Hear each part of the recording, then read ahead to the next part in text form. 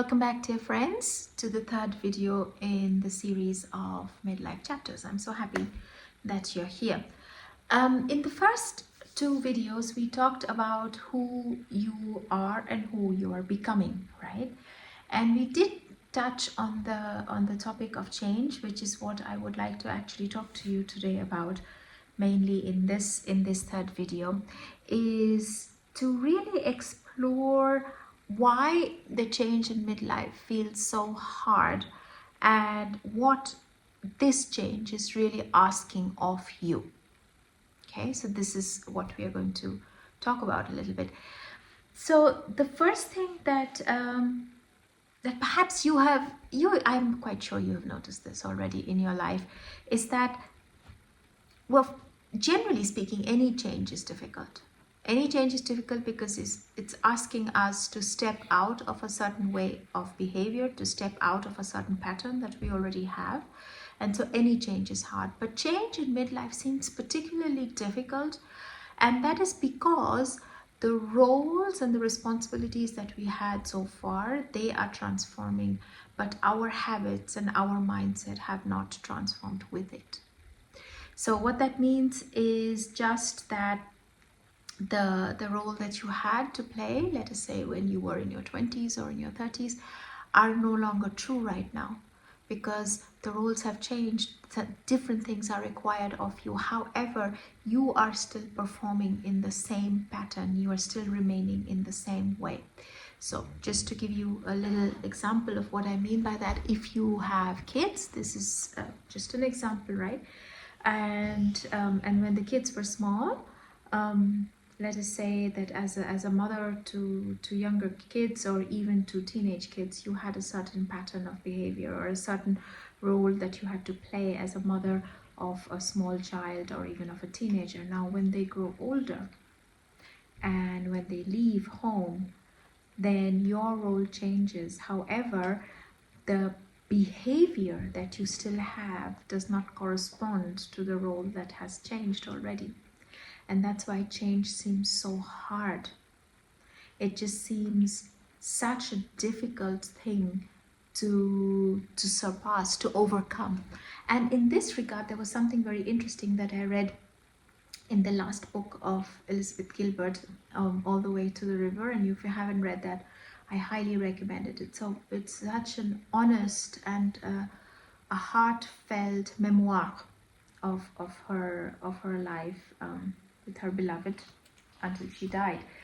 And she writes, "You are afraid of surrender because you don't want to lose control."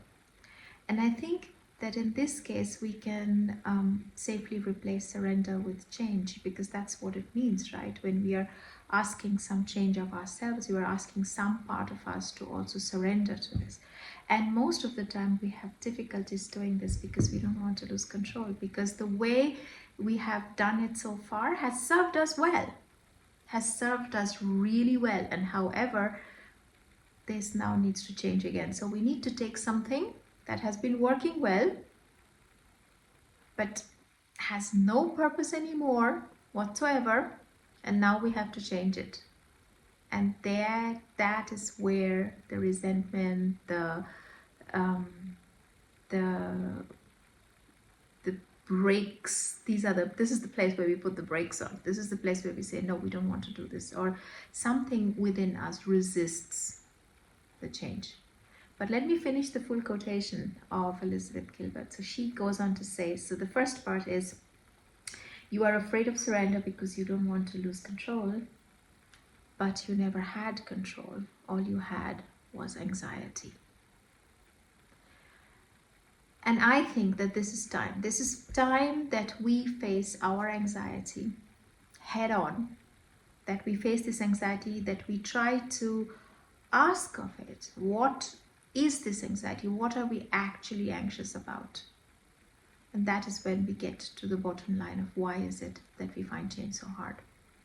And each of us will have a different answer to this question, right? What are we actually anxious about? What is that we are afraid of losing?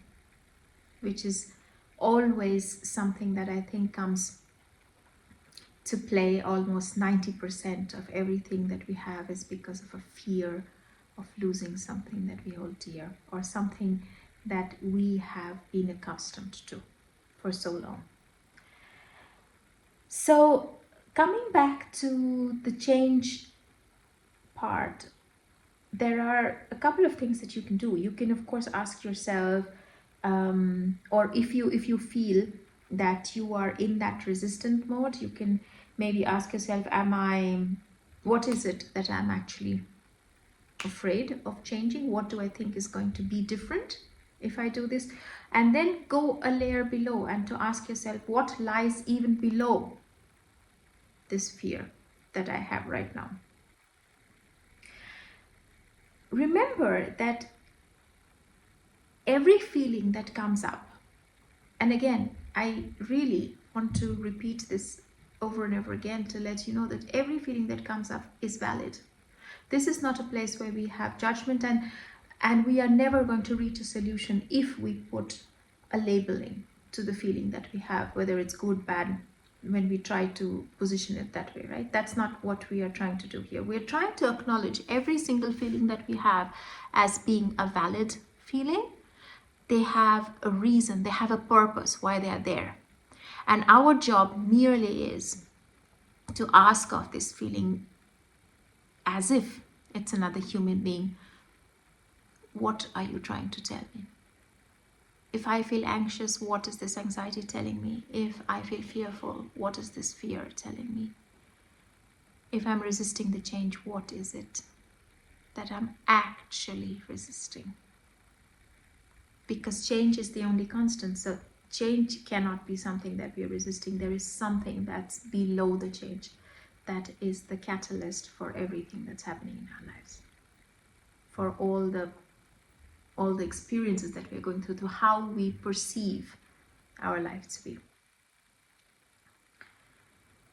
And in this regard, there is an analogy, and I know it might sound a little bit quirky if I say this, but this might make sense. Think of a tree in the wind. So the tree in the wind, a solid tree, the tree that does not move is going to break, whereas the one that is bendy and moves with the wind is not going to break, but it's going to be stronger, will also have stronger roots so that it can really root down into the soil even more powerfully than it did before. So the wind, in fact, all the external circumstances that are happening are not making the tree weaker, but in fact is making it stronger. So think of yourself as being this wind, this tree in the wind, and think of yourself as the change that you need to do as moving with the wind so that you can remain steady and can be stronger every single day. Their transformation, like anything else, and I guess we have already talked about this part, is never linear, which means that there will be days when things will feel easier. There will be days when you will feel more frustrated. There will be days when you will have doubt. There will be days when it feels like a breeze. And all of these days are valid. All of these emotions that you're going to go through, all of this is all transformation. These are all essential factors that need to be there. Just like there needs to be light and dark, there needs to be black and white, there needs to be yin and yang, right? There needs to be the masculine and the feminine. So we need to have both polarities in order for us to have a much more holistic view and for order to actually embrace life the way it is. And I guess at midlife we have a chance to do that. Because of all the role changes that are happening, we are automatically being asked to move our attention a lot more from the outside world, from our roles and responsibilities, into ourselves. And now this is an opportunity. This is not a crisis. This is not something that we need to be afraid of. This is something that we should perceive as a chance that life gives us, that the universe gives us for us to grow. So, having said all of these things, 3 things that you can do to navigate this phase of change is, number 1 is to notice your resistance. Notice when it comes up, to what it comes up, and what lies below that resistance. And this can only happen with reflection. This can happen if you quieten your mind down and really are able to, and also allow yourself to go below the surface in order to find out what it is the resistance is telling you. And then second one is to reframe the fear as a guide. So not to see fear as being something negative and you need to overcome it immediately and you need to, I don't know, put a smiley face on a gaping wound. No, but to see this and to see this as a guide. See, okay, this is trying to tell me something. And then ask yourself, what is it that it is trying to tell you? And the third one, always to remember that small steps leads to big alignment. So even if there is one small thing that you can do to guide yourself with a lot more grace towards the change, that's a huge achievement.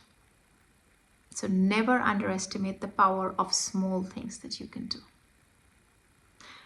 That being said, that's all for today. I hope you enjoyed our conversation, and do comment below and like and subscribe and share this video with people you think who might need it.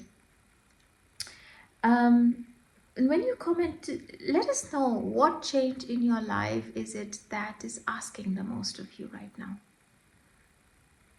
And I'm quite sure that there will be something in your life that you feel particularly apprehensive about. And share that, because having a community that is going to there to support you does something to elevate that struggle.